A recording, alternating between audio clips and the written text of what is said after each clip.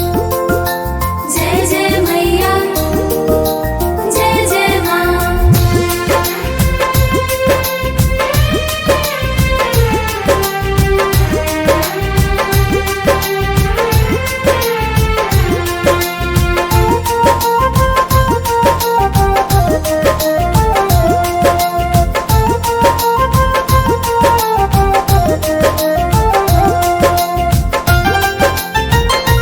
जय माँ।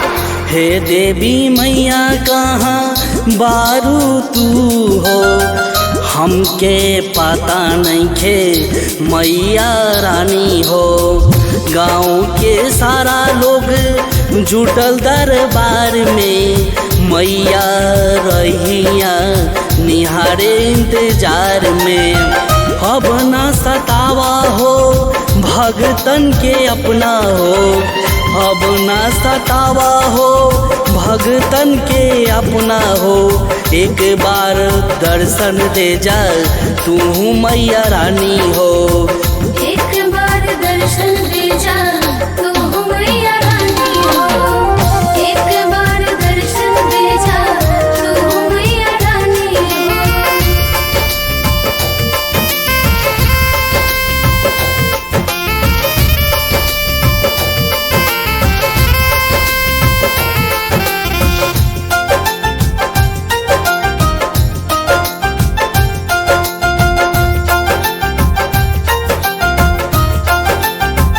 लाल पियर रंग तोहर देहिया पे शोभेला, माई तोहर मंदिर के कृपा सब जानेला।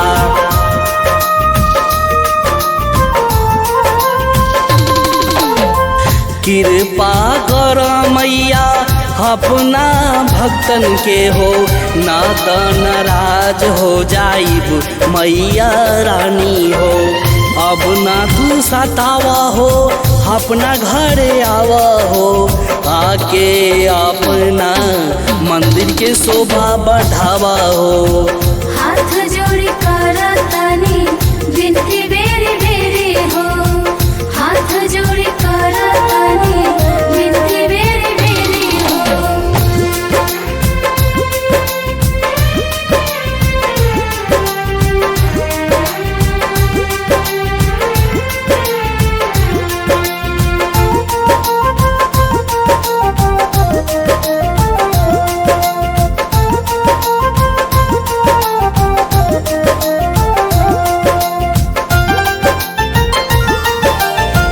पौआ पखारा मैया आके हमरा गौआ में, फलावा फलहार कर तू आके हमरा घरवा में।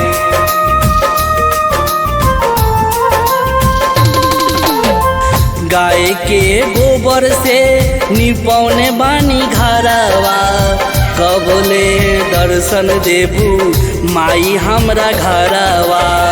करेले गुहार तोहर सारा भगतन हो, हाथ जोड़ी करेले अर्जी माई रोशन हो।